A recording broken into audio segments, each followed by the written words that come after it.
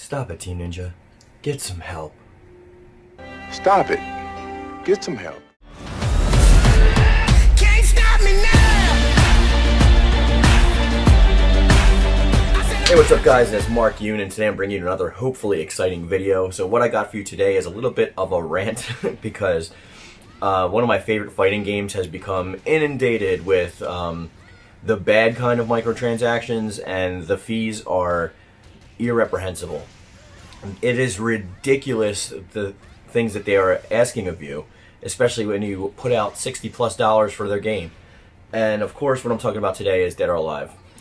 Mainly Dead or Alive 6.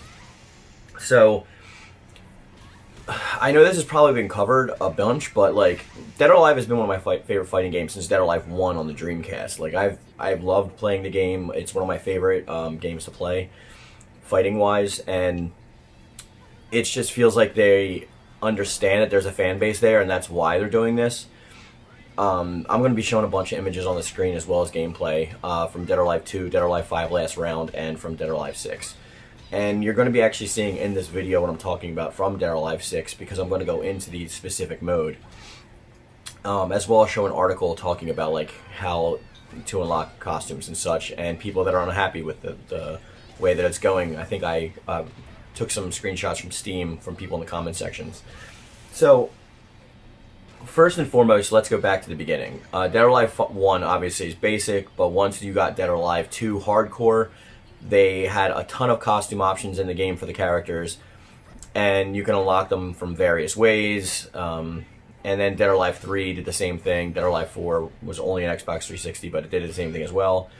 And what happened is we had tons of costumes, and we were just unlocking them via gameplay.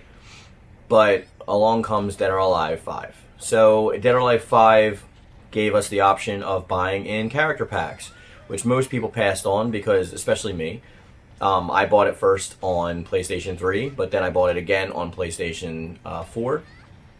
And I decided to buy some costumes, but at least then you can buy costumes in single packs. Like, so if I wanted one specific costume for Kasumi, let's say, it would be like $1 or like $1.99, something like that.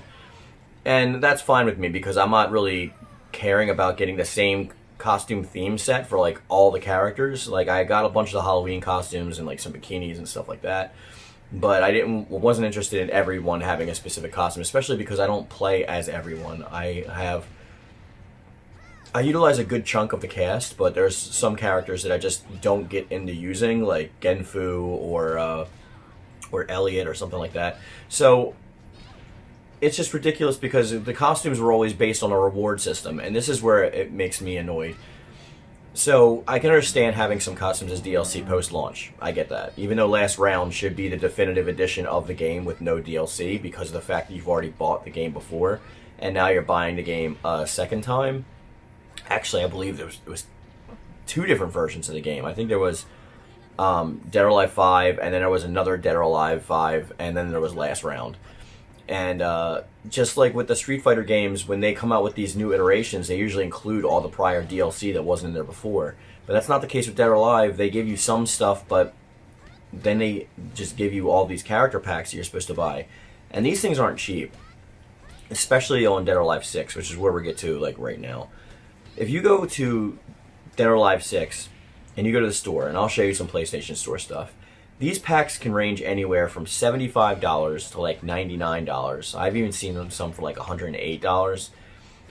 And this really irritates me because you have like these premium tickets that you can use, but every time you go to purchase like a premium ticket just to unlock one costume, it says that the premium tickets are not available right now, which is irritating because then your only other recourse is to buy them via the pack.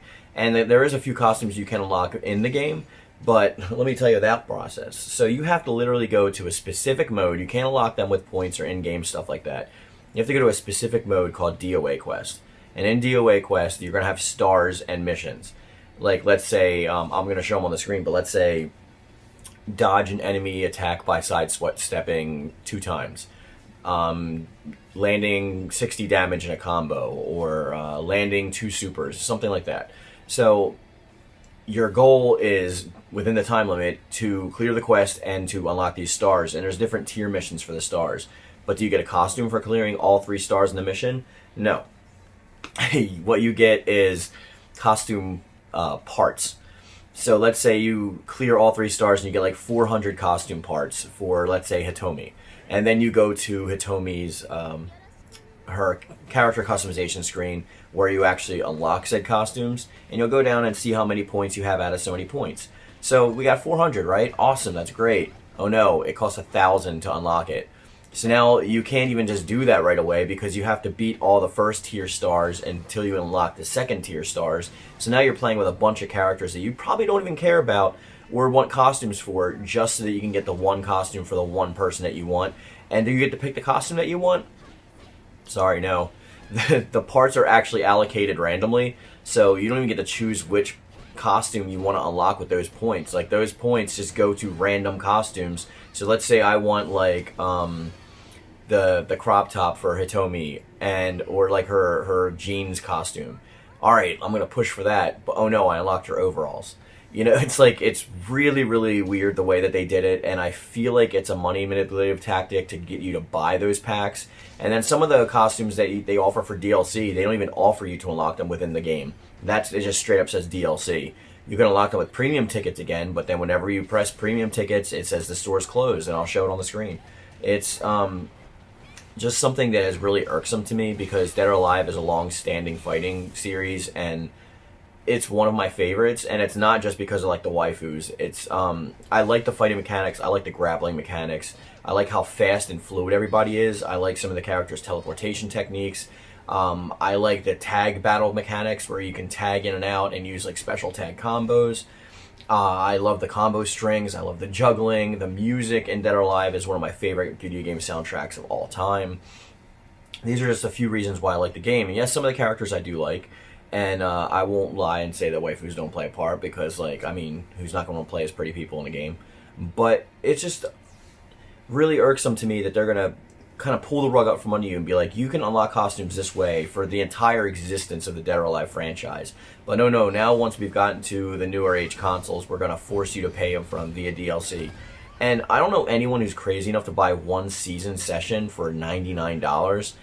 That's not even like an unlock everything thing. I think like Angry Joe did like some math on like getting all the costumes in the game or something like that, and it's like a few $1,000s like just to like get all the costumes, because like one season will be like, okay, Santa outfits, $99, Santa outfits for every character in the cast. Who cares? Like, maybe I just want one Santa outfit. And there is ways that you can purchase individual costumes, but I believe that's only on Xbox One, and that's it. It might be Steam as well, but I think it's just Xbox One, and Steam and PlayStation 4 are like just SOL. Like, we have to just deal with the way that they have their system set up.